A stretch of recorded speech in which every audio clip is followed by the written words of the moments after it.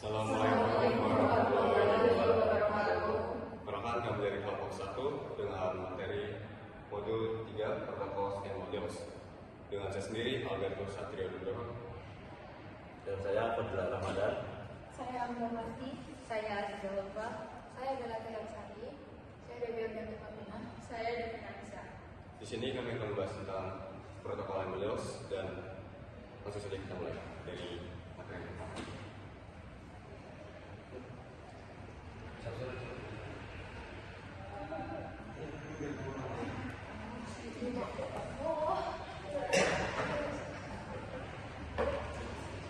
Nanti dikat nanti.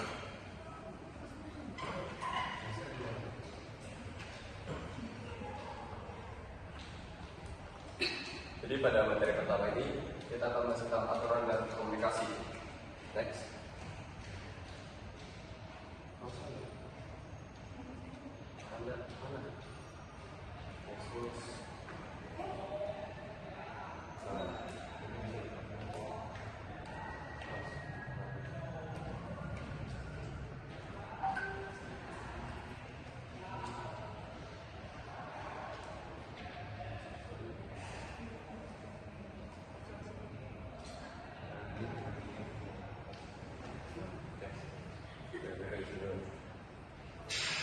Oke, baik, pada materi pertama di 3.1 kita akan membahas tentang aturan komunikasi.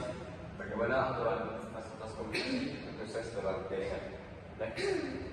Jadi di sini ada dasar-dasar komunikasi. 3 elemen utama itu adalah sumber pesan, orang atau perangkat elektronik yang mengirim pesan, lalu ada tujuan pesan, penerima pesan yang ditujui, lalu di sini ada saluran atau broadcast atau channel, media yang menyediakan jalur transmisi. Jadi, dasar-dasar komunikasi sendiri memiliki sumber. Yang pertama adalah perangkat pengirim seperti PC, laptop, dan lain-lainnya yang digunakan oleh user. Lalu ada tujuan atau destination, merupakan perangkat penerima. Agar dua perangkat bisa saling berbicara, mereka harus punya protokol atau kumpulan aturan. Tanpa aturan, data pengirim hanya dapat dianggap sampah oleh penerima protokol aturan. Lalu data sendiri diakomodasikan atau diatur. Yang pertama ada data seperti foto atau teks, tidak bisa langsung terbang ketika kamu data, diubah dulu menjadi encoding atau decoding. Encoding sendiri adalah proses mengubah bit 0 dan 1 menjadi pola suara, cahaya atau impulsif listrik agar bisa lewat media, lalu diubah menjadi decoding. Proses pengambilan pola tersebut menjadi data digital di sisi penerima. Lalu formatnya di enkapsulasi. Enkapsulasi sendiri proses pembungkusan data dengan informasi tambahan seperti alamat IP dan asal tujuan supaya pesan tadi dapat tahu kemana perangkat itu pesan tersebut dikirimkan. Setiap lapisan layar jaringan akan menambah amplop baru di setiap data tersebut. Lalu data dipecah menjadi bagian kecil yang disebut segmentasi. Manfaatnya jika satu potongan rusak, cukup kirimkan dalam potongan itu saja, bukan seluruh file. Lalu di sini ada pengaturan waktu.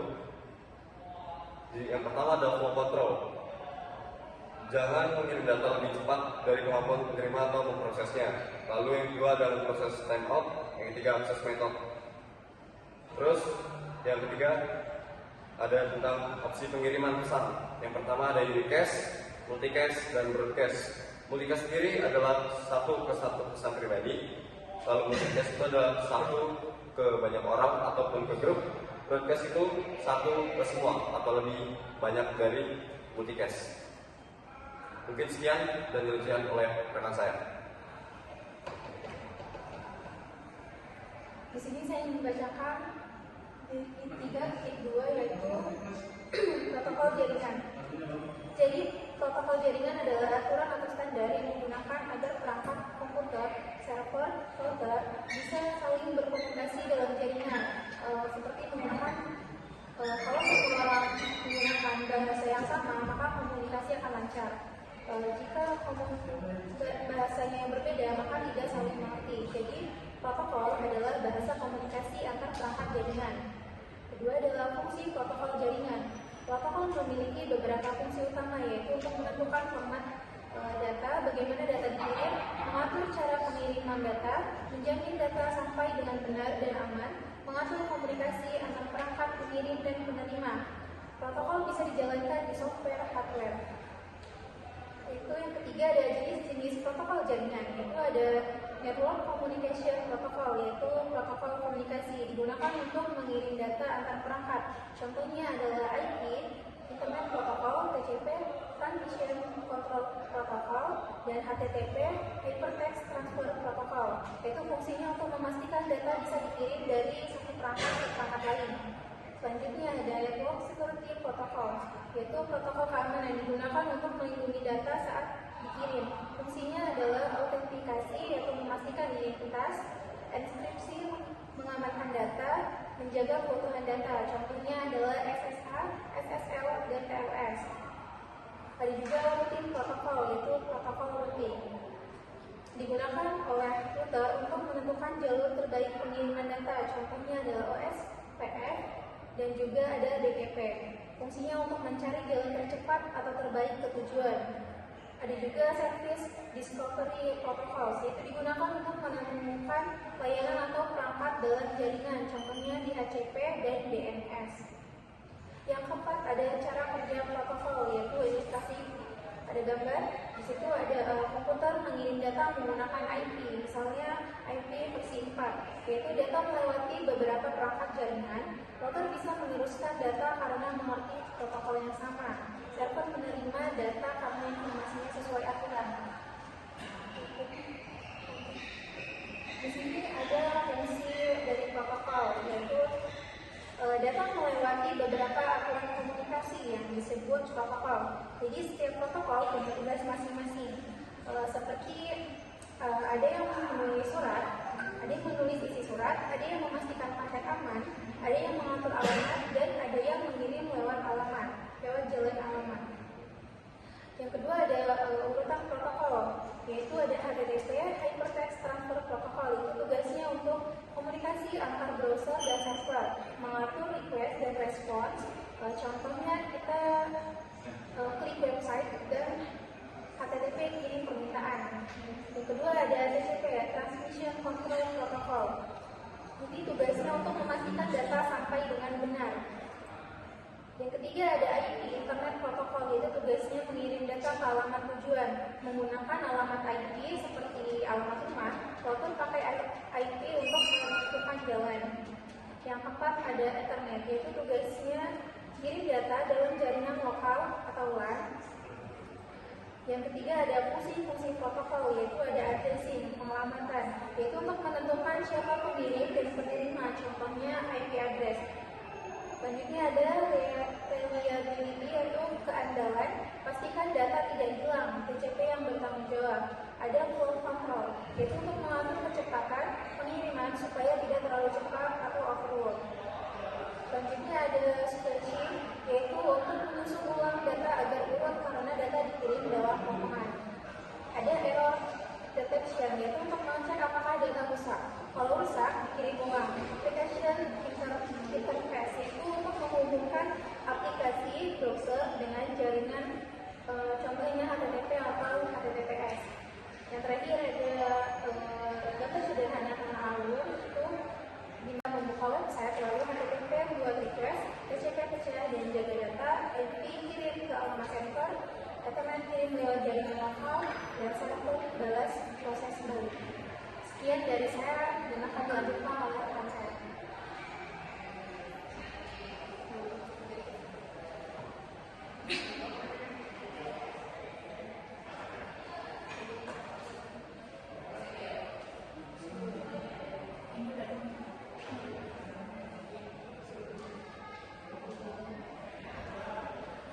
Di sini ada protokol SWIFT, yaitu sekumpulan protokol yang bekerja bersama dalam jaringan. Fungsinya mengatur cara data dikirim, diterima, dan diproses.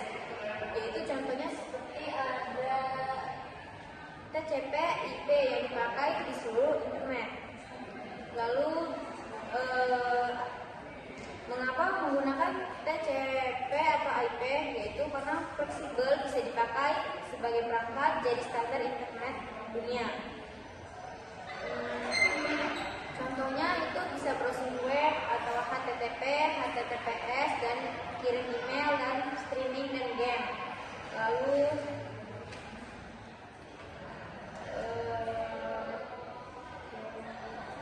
lalu prosesnya bisa komunikasi data dibuat di aplikasi, data dibungkus, data dikirim melalui jaringan sampai tujuan dan data dibuka. Selanjutnya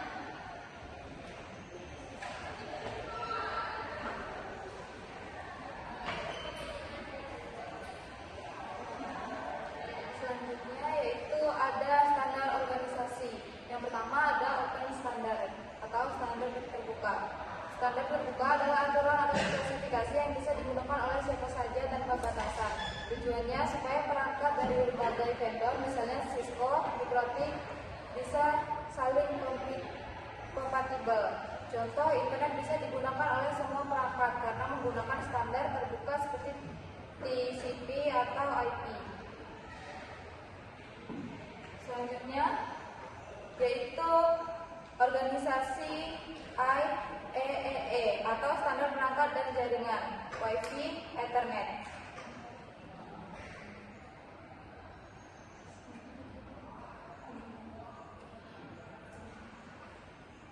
Lalu ada IETF atau standar internet TCP, IP, HTTP.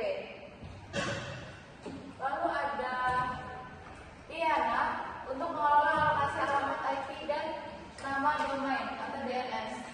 Selanjutnya ada ISO untuk mengembangkan model referensi OC. Selanjutnya akan dijelaskan oleh rekan.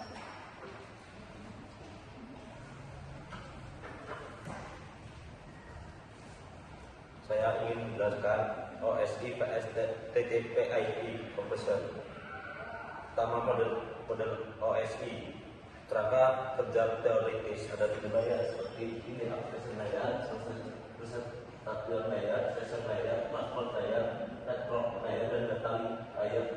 Yang ke-7 basic layer. Terus dirancang oleh ISO untuk standarisasi, jarang diimplementasikan sepenuhnya, bagus untuk pendidikan dan troubleshooting. Model TCP/IP implementasi praktis ada 4 layer seperti aplikasi layer, network layer, host layer, internet layer, dan network asik layer.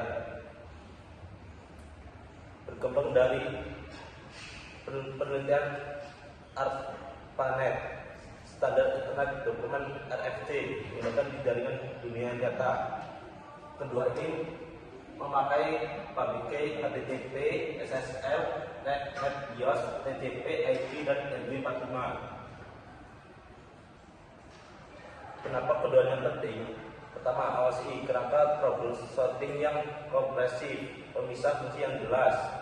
Yang ketiga, istilah vendor network netral vendor. Yang kedua, TCP/IP, standar backbone internet protokol di dunia nyata, langsung mapping ke arsitektur internet.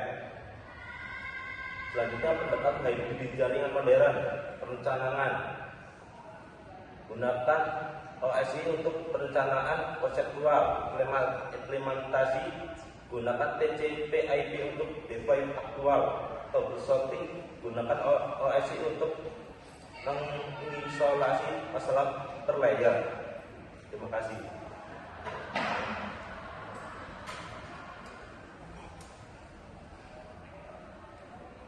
Di sini saya akan menjelaskan materi tentang kapsulasi data. Yang pertama ada segmenting atau segmentasi. Data biasanya seperti video atau iklan tidak dikirim sekaligus dalam satu aliran itu karena akan menyebabkan antrean panjang dan delay pada jaringan. Solusinya adalah segmentasi, yaitu memecah data menjadi potongan-potongan kecil agar saluran komunikasi bisa digunakan secara bergantian oleh banyak perangkat. Yang kedua ada sequencing atau pengurukan, karena data dipecah menjadi banyak bagian karena ada risiko data tersebut sampai di tujuan tidak ditentukan. Oleh karena itu, setiap segmen diberi nomor urut sequence number.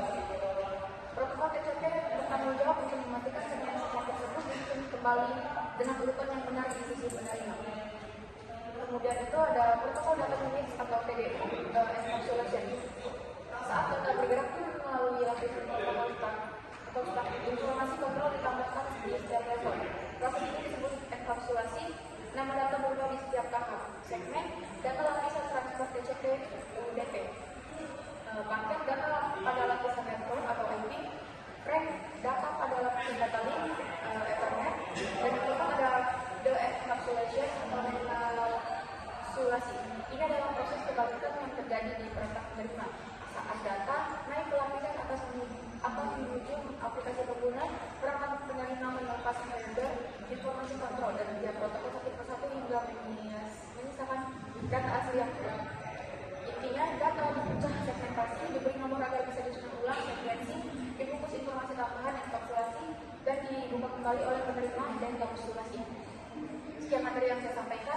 tergantung lagi oleh apa ya?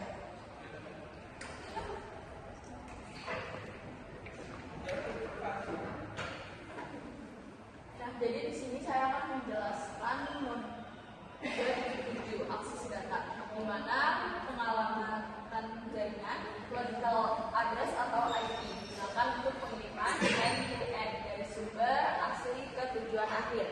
Di sini juga ada physical address atau MAC digunakan untuk pengiriman hop to hop atau link lokal dalam jaringan yang sama. Di sini juga ada gambarnya how to make address and IP address work. Nah, di sini juga ada dua jenis alamat utama, yaitu IP address yang diatur oleh IP digunakan untuk komunikasi dari sumber ke tujuan akhir. Selanjutnya ada kedua MAC address yang digunakan di jaringan lokal melalui Ethernet untuk komunikasi antar perangkat langsung.